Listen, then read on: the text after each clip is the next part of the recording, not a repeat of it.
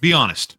How nervous are you, Habs fans, ahead of the final regular season game against the Gong Show Ottawa Senators, who I don't know what the strategy was on Tuesday in our provincial capital in Quebec City.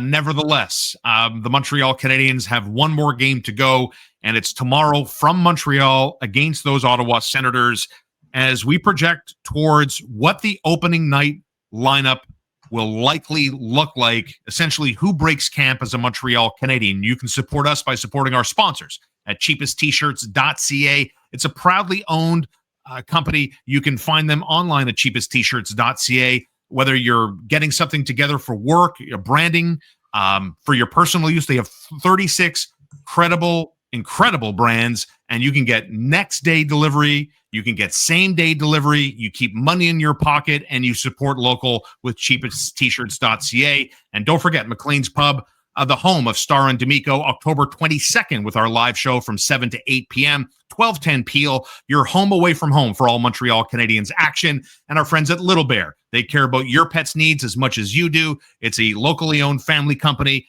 on St. Catherine across from Westmount Square. They've got delivery, they've got curbside pickup, and they have specials that change all the time. Check out their website for more at littlebearonline.com.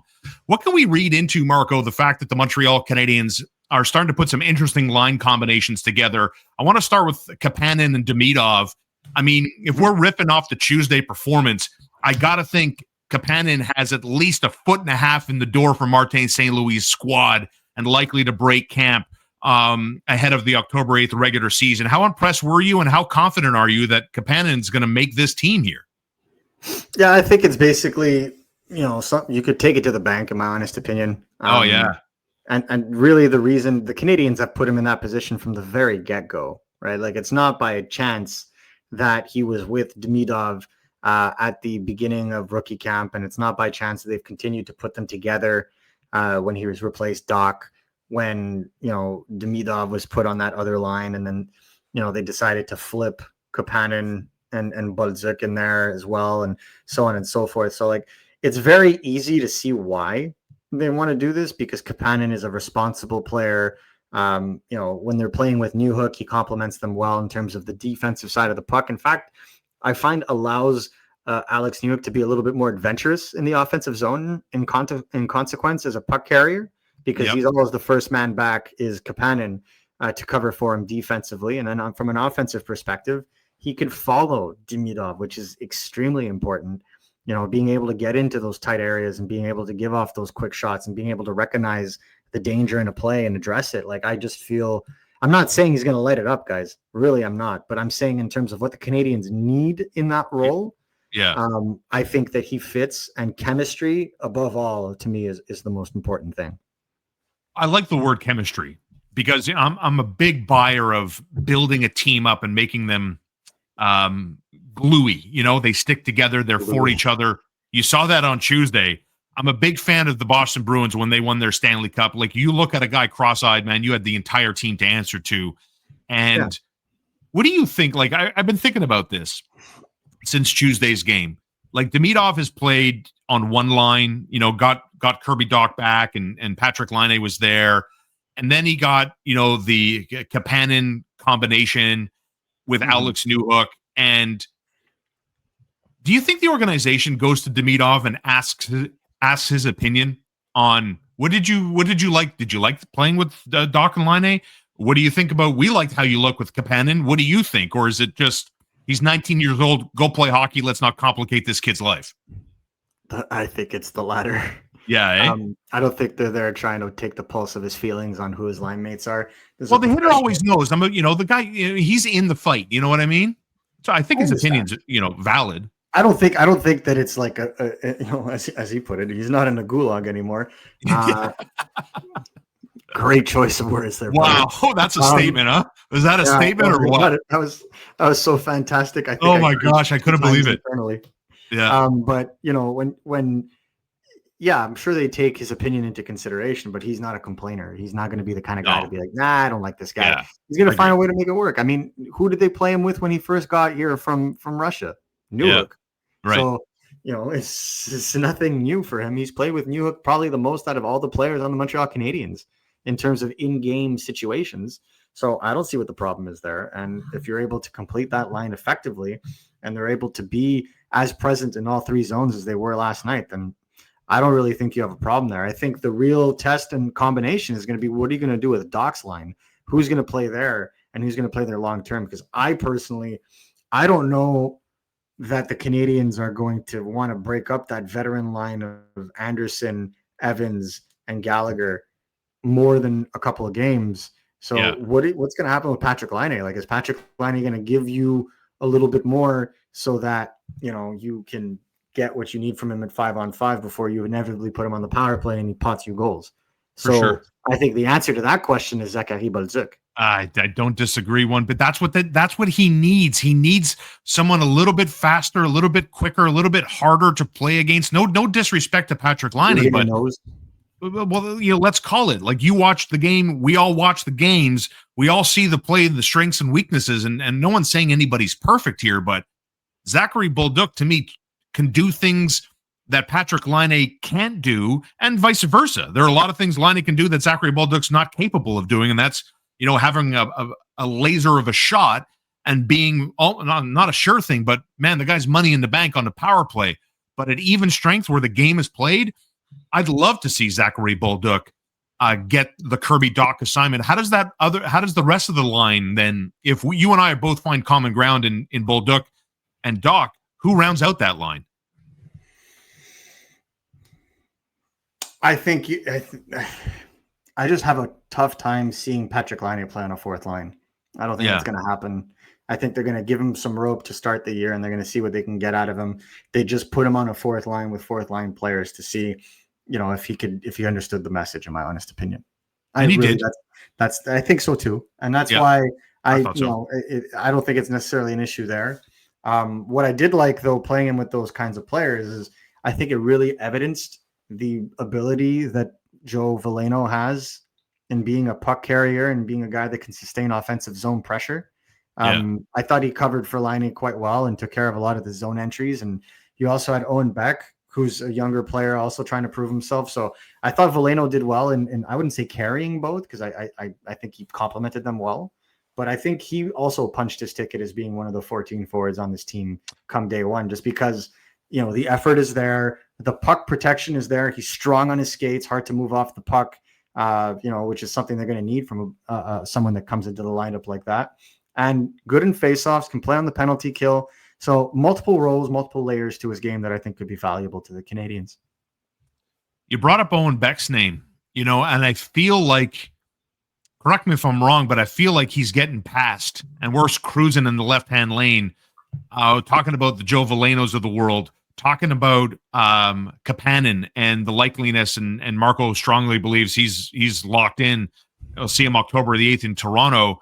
I'm big on Florian Xhekaj. I'd love to see him break camp as a Montreal Canadien, but we're not talking so much about Owen Beck here. We didn't talk about him very much on our live show on Wednesday morning after the Canadiens shut out Ottawa 5-0, backed by Jakub Dobeš. What's your read on Owen Beck so far at camp? And again, we're just not talking about this young man here very much. Yeah, well, I think Owen Beck's had a good camp, but he just hasn't been able to display consistent impact on an offensive scale that would make you consider him over a guy like Kapanen.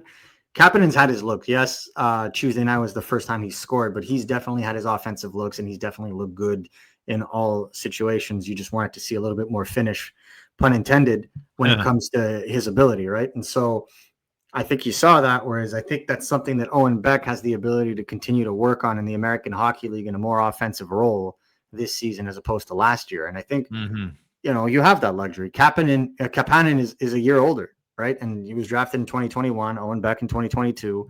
So you have the luxury of time. Why rush it? And I feel the same way about Florian Xhekaj, and we'll definitely get to him in a second.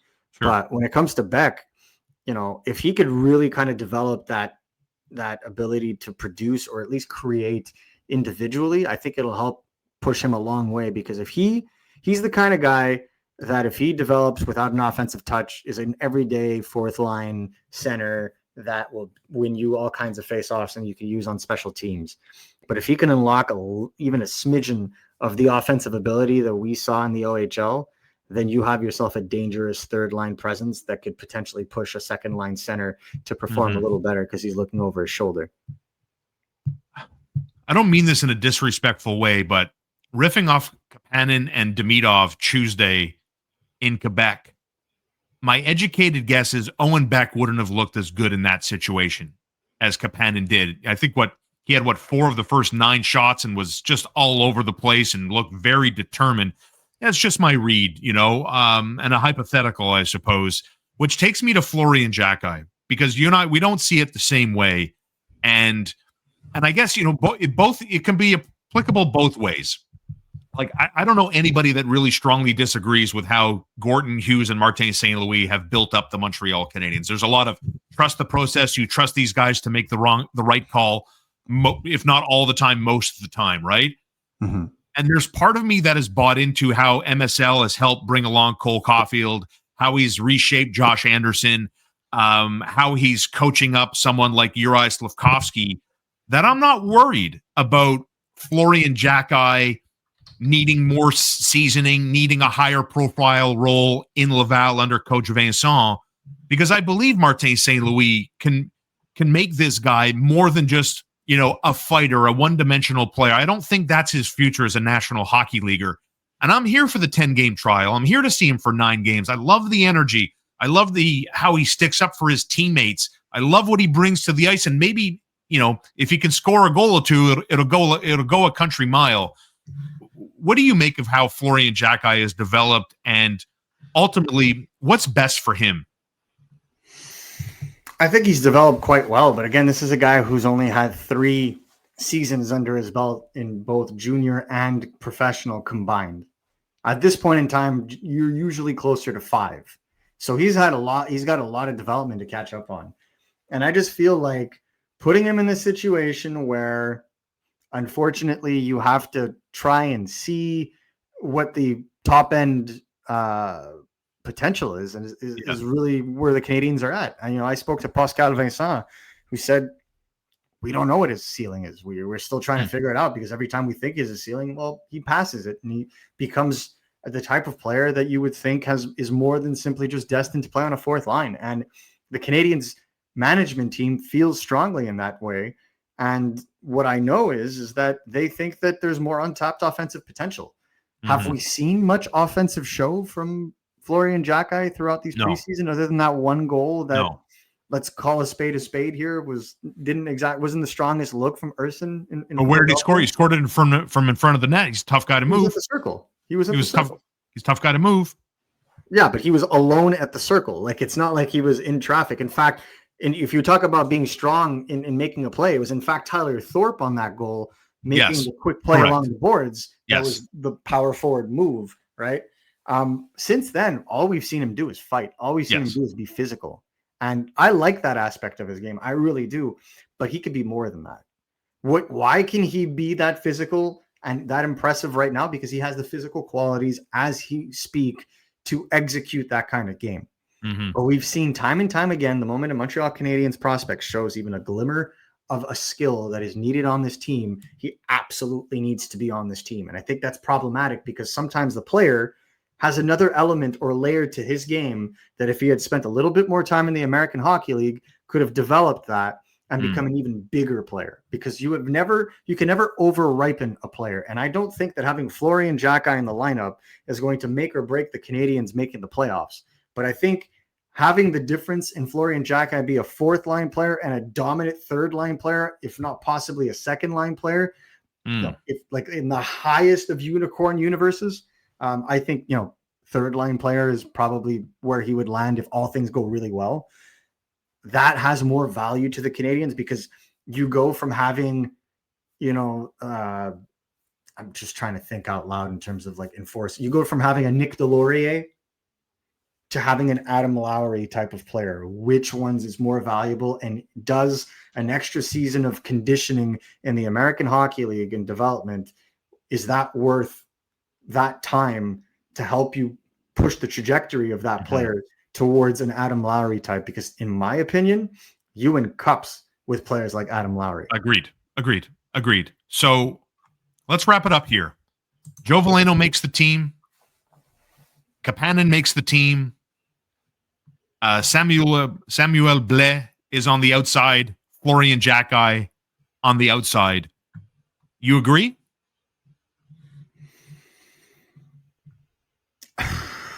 Yeah, I think so. I think Samuel Blais makes the perfect sense to be the 14th forward. Yes. Right? Just because you can insert him whenever there's size and whatnot.